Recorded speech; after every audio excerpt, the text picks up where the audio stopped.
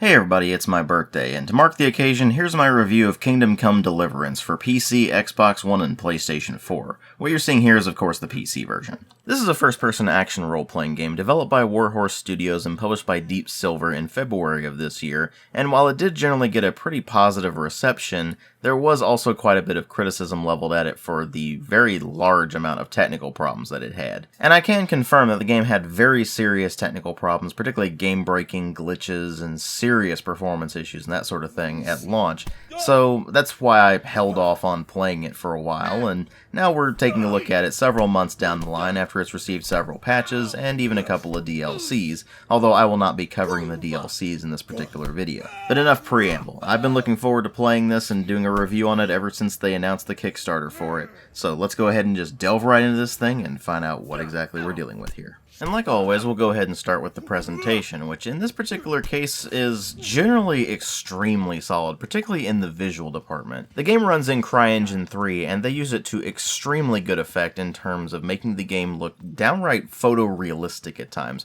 particularly with regards to the environments. Characters and character animations and such like that, a bit less so, but the environments in particular look like you're just going to whatever that location actually is, and a large part of that is not simply due to the capabilities of the CryEngine, but the fact that they did their research. They actually went to these locations, took a ton of reference photos, and at least for the buildings that are still standing, and then they proceeded to render those in-game with extreme detail. But the environments aren't the only thing that's supremely detailed. They also went out of their way to make sure that all of the character outfits, armor, weapons, etc.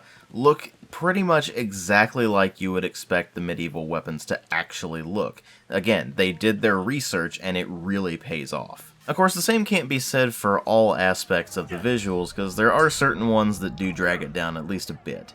And those are mostly in the animation department. Now, the combat animations are generally very well done. They're based on actual HEMA techniques, and if you don't know what HEMA means, that stands for Historical European Martial Arts. Again, they did their research, they looked into the historical manuals, they looked into the HEMA community and asked for some input on that, and they ended up with some very plausible, rather realistic fighting techniques that you see play out in the animations in the game. That's all fine. The issues start to appear in things like the lip syncing, which more often than not is completely wrong, even though the lip sync is set up for the English voices.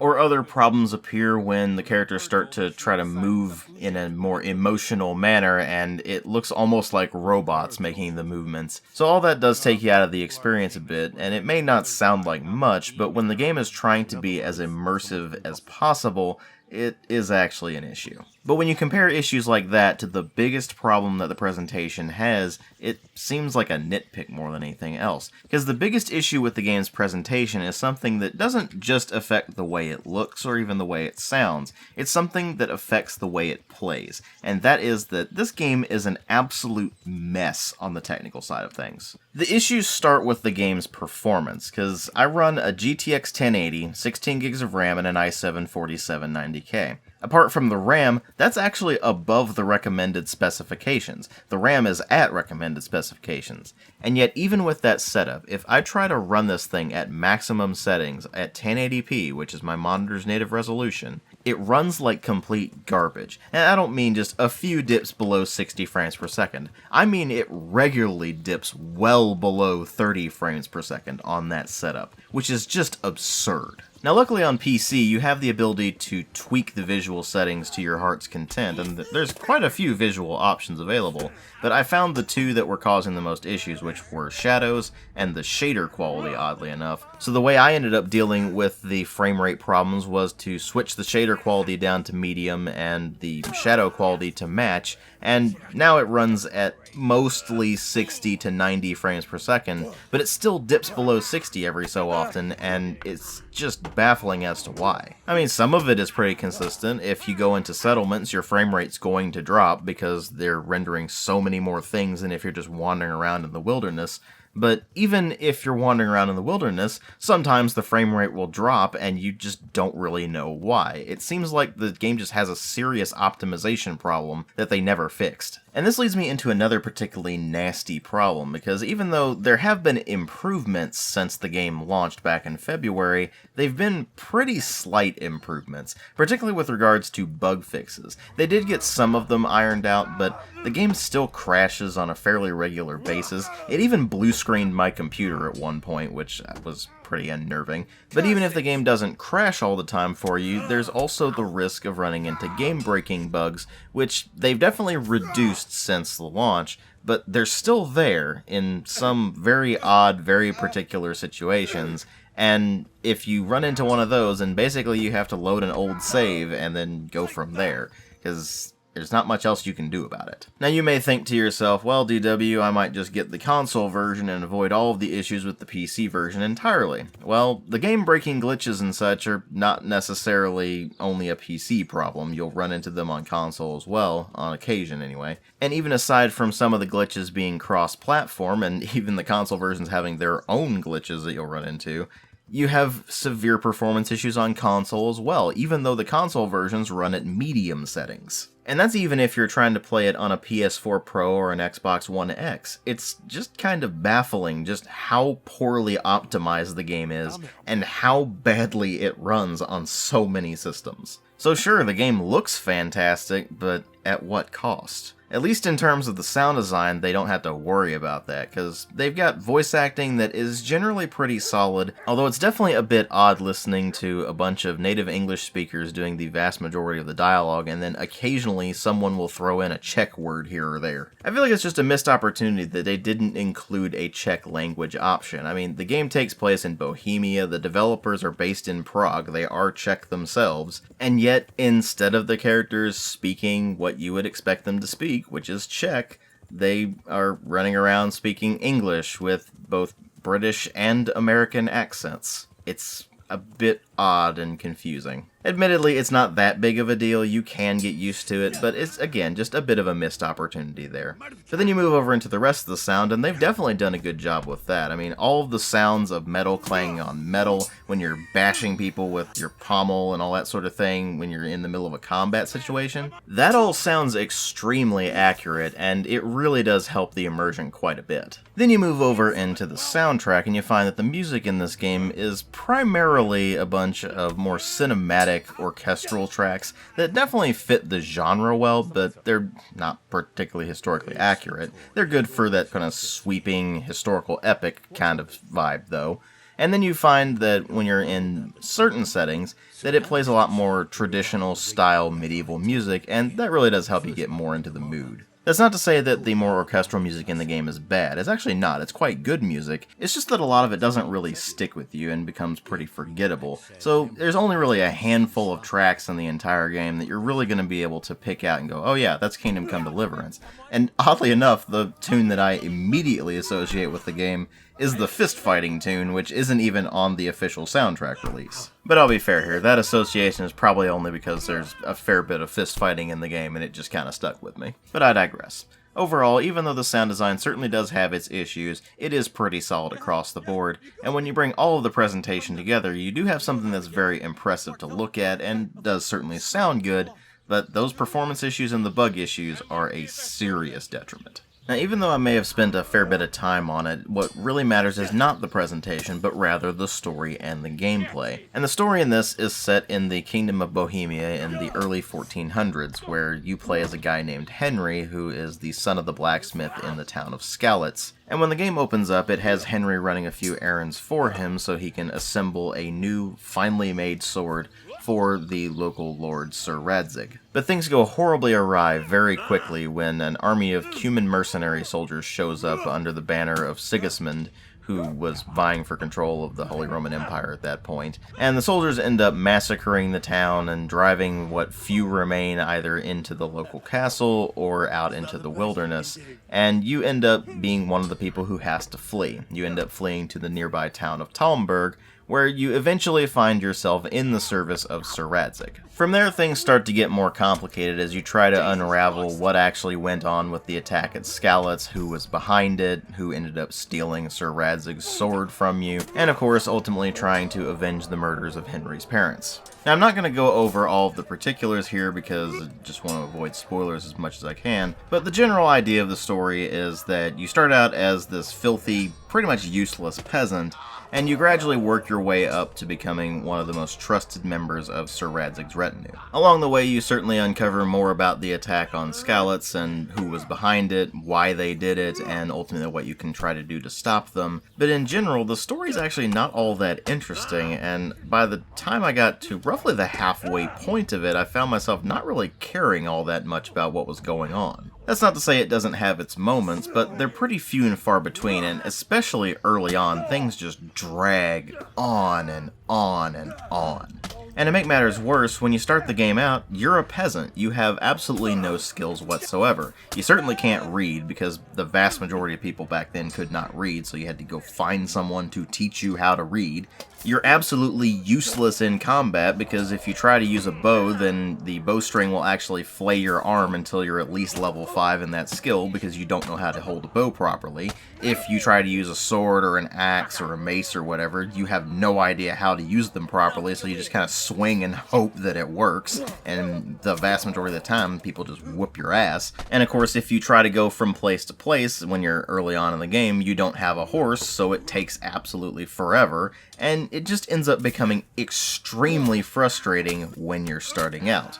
And that's the key phrase, when you're starting out, because when you're starting out, you have none of these skills, and people have to teach you. And throughout the course of the early parts of the story, they do teach you. Once you make your way to the town of Ratai, there's someone there who will teach you how to fight. There's someone who will teach you how to use a bow. And aside from things like that, there are people who will teach you how to pick locks, how to pickpocket people, how to ride a horse, all sorts of various skills that you don't have starting out, but once you have them, then you can start improving them by just simply doing more of that skill. So in that sense, it's a bit like, say, the Elder Scrolls series, where as you continue to use skills, you do gradually level up that ability, and as you continue to level up that ability, your bonuses for that ability continue to increase. In addition, there's also perk points that you earn every so often in the level progression that will allow you to purchase different perks within a particular skill. So, for example, with the sword skill, there are various combos that you can pick with perk points that will allow you to have more varied movesets when you're actually fighting people. For most of the non-combat skills, on the other hand, there are different perks that will apply to certain scenarios, or there are perks that will just generally improve your abilities. So to give you an example, if you continue leveling up your stealth ability by just constantly sneaking around and avoiding detection, then eventually you will unlock the ability to perform a stealth kill. So as long as you have a dagger in your inventory, you can sneak up on an opponent, and then you can just insta-kill them. For other abilities, it's things like, say, with the drinking ability, if you get a perk point, you can spend it into things like, say, a beer bibber or a wine bibber, where, depending on which one you choose, the either beer or wine gives you less intoxication per drink, which is useful for drinking contests. Now, you may think that I just made a very abrupt transition from talking about the story to talking about the gameplay, but they actually intertwine in the leveling instance, because in the case of the story, it doesn't care what your level is. It's going to give you a mission, and then you complete it when you're able to complete it.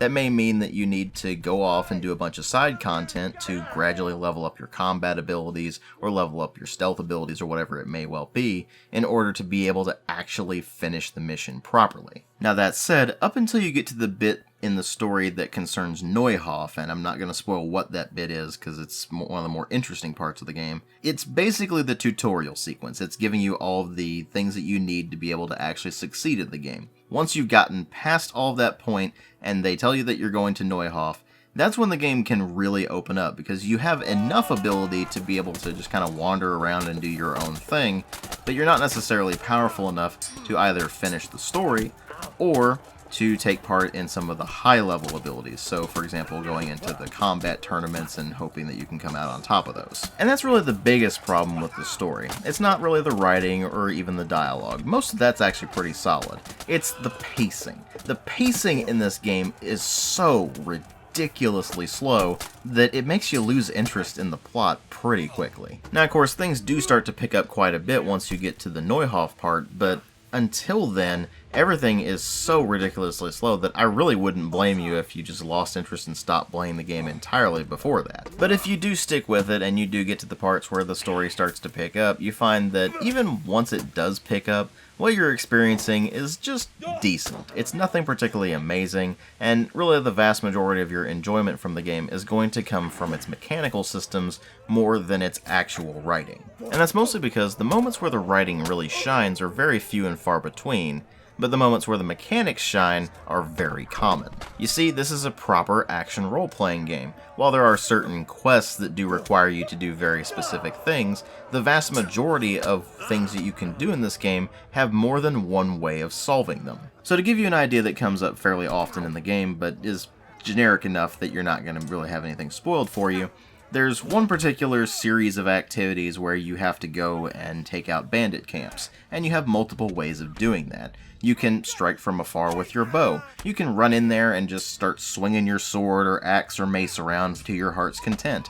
You can wait until the dead of night and sneak into the enemy camp and either cut all their throats in their sleep or poison their food. And of course you can do any combination thereof. And that's just for eliminating bandit camps, where the presumption is that you're going to be hostile to them anyway. For other quests that might involve, say, some investigation or some persuasion, you have multiple ways of persuading people with different skills associated with them. So you can use charisma, you can use authority, you can just use brute force. You might find a particular piece of evidence that you can use against things, and based on your abilities and how thorough you are with investigating things, you might ultimately come to a wildly different conclusion than if you had just taken the most straightforward path. And all of that is where Kingdom Come Deliverance is at its absolute best, because it exemplifies being a proper role-playing game, even down to the way people interact with you based on how you look and how you act. So for example, if you go into town and you're decked out in shining plate armor, people will address you as a knight, even if you aren't necessarily a knight yet, because you look like one. And if you go in dressed up like that and you start commanding authority around, say, commoners or peasants or whatever, then they'll probably go along with it because you look the part. Whereas if you go up against, say, the more noble characters or the other lesser knights or things like that and start trying to boss them around, then they're going to see through it relatively quickly. And of course, the way you act is going to determine how people interact with you on a regular basis as well. So, for example, if you continue to do dishonorable things like, say, steal, murder, knock people out, just start fights in the middle of the street, that sort of thing all the time, then eventually people will hate you and you'll basically be run out of town. Whereas if you continue to do noble things, if you continue to help people and just generally uphold the law and that sort of thing, then people will like you a lot more and start referring to you in a much more positive light. And it's pretty interesting to see when you start wandering around a town and you've never been there before, nobody knows who you are, nobody even gives you the time of day really, they're just like, oh, hey, you're a person. Whereas if you have a very high reputation, people will openly greet you happily on the streets. They'll be like, look, Henry's come to see us, and that sort of thing. Now, of course, this is nowhere near the first game to do that sort of thing, where based on your reputation, people react to you differently. But it feels a lot more natural in this game than it does in a lot of other ones, because you gradually do build that reputation, and the settlements and the people within them are limited enough to where it feels like the people around town could get to know you better. And of course, anybody who either grew up in a small town or currently lives in a small town knows that pretty much everybody knows everybody else, at least to some degree. Now, of course, that system could be better. It could be a lot more complicated depending on your actions and more specific things that you've done, but given the budget and given the time constraints of development and the scope of the game, it's acceptable that it is the way it is. But if they ever make a sequel, for example, then I would expect them to improve that. And speaking of things that need to be improved, there are two particular mechanics that need to be completely overhauled. The first of these is the lockpicking mechanic, because the lockpicking minigame is absolutely terrible. you move the cursor to one particular hotspot, and then you rotate the lock by using either the analog stick or the directional key on your keyboard until eventually the lock unlocks. And you have to keep the cursor in the right spot by moving it along the way as the lock turns, or you'll either break the lockpick, and those things are expensive, by the way, or you will eventually unlock the particular lock, or if it's too hard of a lock for you, then you'll just fail regardless. It's an awful minigame that takes forever to get the hang of, and even once you do get the hang of it, you're still going to be constantly breaking lockpicks and being incredibly irritated with it, so they just need to completely overhaul it. The second of the mechanics that needs to be overhauled is pickpocketing. Similarly, it's an awful minigame. You have to go up to someone and hold the use key down on them until eventually a meter continues to fill up, at which point you will have however long that meter filled up to navigate to an item, reveal it, grab it, and then navigate back to the slot where the exit is in order to escape from the pocket without being detected. It is an incredibly bad pickpocketing mechanic, and it just made me not want to even bother with that mechanic throughout the entirety of the game. There's also a grinding stone mechanic for you to be able to hone the edge on your weapons after using them for a while and gradually wearing them down. And if you go up to the grindstone, you continue to press a button to continually spin the grindstone, and then you have to adjust the angle of the edge and the pressure that you're applying to the blade against the grinding stone in order to own the edge and make sure it gets back to its nice sharp state. So it's difficult to get the hang of, and more often than not I find that it's difficult to even tell what exactly is going on. You're supposed to be able to tell based on whether there's smoke coming out of the blade or whether there are sparks coming out, because if there's sparks coming out, that means that you're actually improving the edge, whereas if there's smoke coming out, it means you're actually damaging the edge. The problem is sometimes both of these things happen simultaneously. Sometimes it will show kind of a light but no sparks, and it's hard to tell exactly what's going on. Sometimes it will show smoke but not really smoke. It just ends up being a mess, and it's hard to tell exactly how well you're actually owning the edge until you go out of the minigame itself, check your inventory, and see what the durability rating is compared to what it used to be. This makes that particular minigame pretty frustrating to deal with, and I ultimately ended up just using a lot of blacksmith or armorsmith kits, and if I was in town, then I could just run up to an armorsmith or blacksmith or a weaponsmith and have them repair all of my items for a costing groschen, which is the in-game currency. That's not to say that all of the minigames are bad, however, because there's one in particular that's kind of interesting, and that is the alchemy system. Because you actually have to do everything that's outlined in the recipe in the actual alchemy station. Which means that if a recipe tells you to boil a concoction for a turn of the sand glass, then you start the boil, you flip the sand glass over, you watch that sand glass eventually deplete, and then you continue with the recipe. Of course, it goes without saying you do have to learn to read before you can really get the most out of the alchemy station, because you can't read the recipes otherwise, but that's beside the point. There are a couple of other minigames that you can do for fun as well, but the only one I really messed with was the Farkle minigame, which is a dice game that you can play for a few extra groschen. But the minigames I actually got the most out of were not any of the ones that I've already mentioned, but actually the archery contests and the tournaments. Now, tournaments are all melee combat, and the archery contests are a variety of targets in different configurations, but suffice to say, you're just basically raising your skills as you're going through those combat scenarios, without having to worry about someone kicking your ass resulting in a game over and the loss of several minutes or hours of gameplay. And this is of course going to lead me into the combat system, which is one of the more interesting aspects of the game, because it draws from both your character abilities and your own skills as a player. It's a timing-based combat system where melee combat consists of 5 different directions you can strike from, in addition to a basic thrust attack you can do. And you can, of course, defend against attacks by either holding down the block button or timing your block when this green shield pops up in the middle of the targeting reticle, which will mean you execute a perfect block. If you execute a perfect block and strike at just the right time, then you'll actually execute what is called a master strike, where you not only block the enemy's attack, but it it costs basically no stamina, and you get a free hit on the opponent at the same exact time. It's important to be using primarily perfect blocks and master strikes, because if you just hold down the block button, that drains your stamina very quickly, and while your stamina does regenerate very quickly as well once you're not doing anything, but you definitely want to make sure that your stamina doesn't bottom out, because not only do you use it for attacking enemies or for defending against enemy attacks,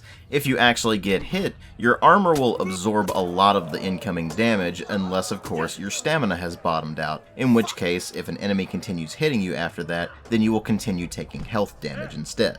Different armor types have different protection ratings against certain types of damage. So for example, plate armor is effectively immune to slashing attacks. It's very resistant to piercing attacks, but it's more weak to blunt attacks, whereas more cloth armor is more resistant to blunt attacks, but is very susceptible to slashing and piercing attacks. And you can actually wear a combination of armor, so you have your basic clothing level, and then you have on top of that different types of armor. So for example, there's something for arm armor in the case of vambraces or pauldrons or that sort of thing. There's a slot for gloves or gauntlets. There's a slot for chest armor in multiple configurations. There's a slot for a helmet, of course.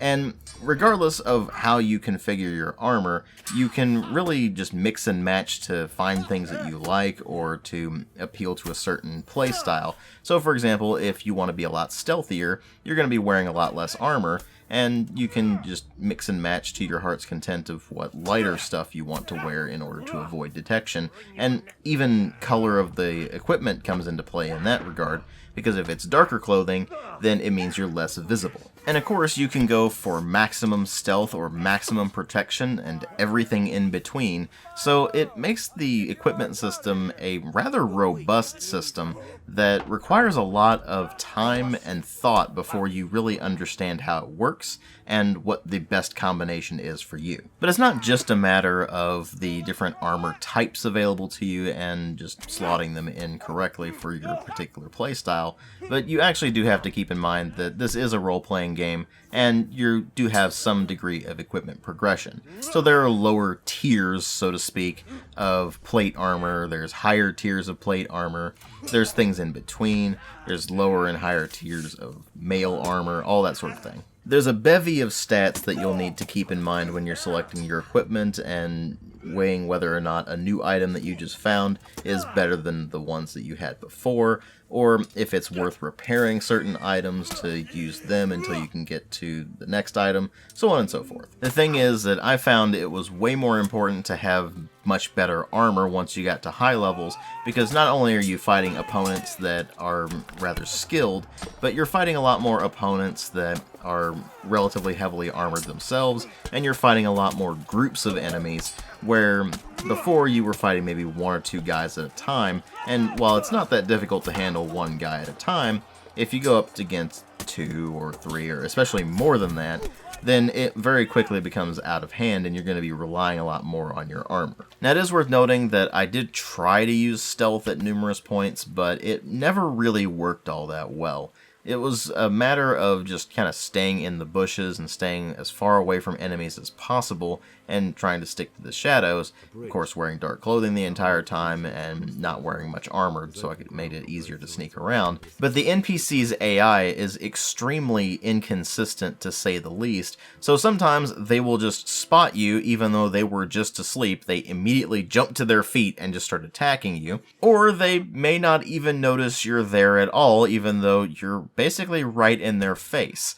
It varies wildly, and it's so inconsistent that it leads me to think that the stealth system is just incredibly buggy. This is where that aforementioned reliance on armor comes into play, because I knew that I couldn't really rely on stealth, but I could rely on a good suit of armor and my combat prowess once I got to the higher levels. Because once you get the hang of the combat system and you understand the timings needed to perform combos reliably, as well as getting used to exactly where your arrows are going to go when you pull out that bow and start shooting, because it does not come up with any sort of targeting reticule when you do that, and of course you get used to the timings required for perfect blocks and master strikes, you find that you're effectively unstoppable in in combat. I mean, you do still have to be careful with it, especially if you're going up against either very skilled enemies, groups of enemies, or especially both combined. But once you get to high level, it gets a hell of a lot easier, to the point where it almost becomes trivial, because in a lot of cases when you get to high level, you can take out most enemies with either 1 or 2 hits. And of course things change if they're more heavily armored, in which case all you really need to do is break out a warhammer and just start cracking skulls,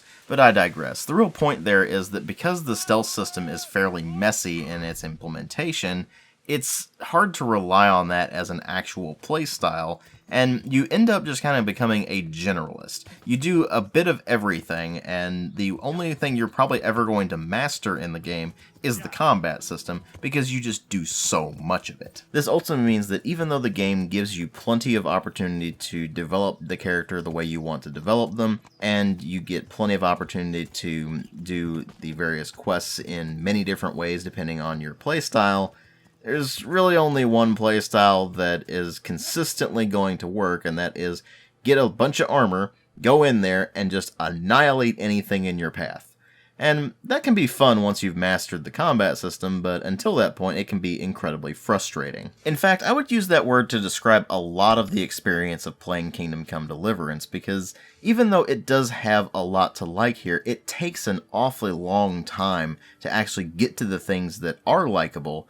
And even if it is something that's likable right from the start, it can still be frustrating getting to a point where you're comfortable with it. So for example, the combat system is interesting right from the start, but because your skills are so pathetic at the beginning, and you don't know the timings, and you don't have any of the combos or anything like that, it can be extremely frustrating to actually get into a fight. Once you've gotten your skills to the point where you can reliably perform master strikes, perfect blocks, and combos, then that's where the combat system really starts to shine. But even once you've gotten to that point, there's still problems with the physics system, to where your strikes will not always connect even though it looks like they should, or they go in at very odd angles that just end up not hitting even though, again, they probably should.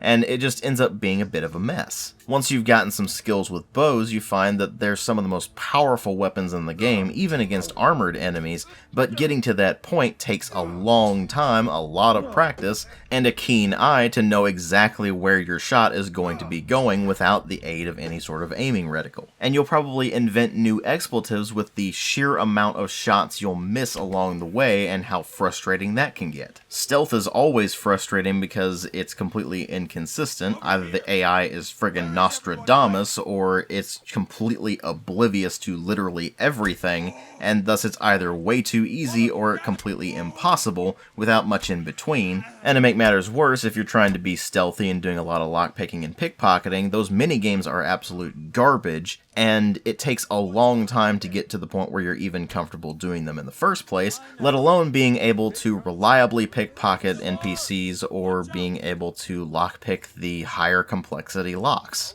And to top that all off, you're constantly having to deal with performance problems, as well as numerous glitches, some of which are game-breaking, and that can be extremely irritating. And even when things are working as intended, there's numerous mechanics that are just going to be mildly annoying no matter what you do. For example, you have to constantly make sure your nourishment is above 50%, because if it goes lower than that, you start suffering stamina penalties, but lower than 100%, because if it goes higher than 100%, you have overeaten and you start suffering stamina penalties. You have to make sure your weapons and armor are well maintained, because if they go below a certain threshold, they start taking penalties to the amount of damage they can do, the amount of defensive capabilities they have, that sort of thing. And if you get to a certain point, then they're broken and they provide absolutely no benefits at all, and they cost a lot to be repaired. And your weapons, armor, and clothing can even get dirty and have to be washed every so often. But those mild annoyances are just that, mild annoyances. They're not game-breaking issues, they're not something that's going to ultimately tank the experience for you, but they do add up, and it's all stuff that feeds into this game being a frankly completely janky mess of a game. But here's the thing, underneath that mechanically janky, poor performing, and buggy as hell mess is a good game screaming to be let out. But in its current state, with as many performance problems as it has, and as many glitches as are in the game, especially ones that have been in there since launch and they still haven't fixed, not to mention various glitches with the physics system which negatively impact the combat, and just problems in general with certain mechanics that are just poorly designed, it's just extremely hard to recommend the game. Now, I could recommend it if they manage to fix the bugs and the performance problems, at least to people who are willing to be extremely patient with the game, deal with the extremely sluggish pacing, and the very high learning curve. But even then, that's only going to appeal to a specific niche. And as a result, I'm going to summarize this as follows. In its current state, as buggy as it is and as poor performing as it is, with as many problems with the mechanics as it has, not to mention the completely idiotic lack of a save anywhere feature outside of save your schnapps, which are consumable items that will get you drunk but will save your game on the spot, or the save and quit feature, which they had to patch in, by the way. Until they patched that in, it was a you save at beds, or you save as part of quest lines where it autosaves, or you save with the save your schnapps, and that's it, meaning you will inevitably lose plenty of data when the game inevitably crashes, or there's a game-breaking glitch somewhere that causes you to have to load an old save, or even, in some cases, start the entire game over, thus making the game even more frustrating than it already was with all of the other issues I've talked about. Thanks to all of that, I'm giving this a 2 out of 5, with the stipulation that if they do fix the performance problems and the major bugs that negatively affect the gameplay experience, then I will certainly bump that up, because, again, underneath all of that is a good game screaming to be let out. Thanks for watching.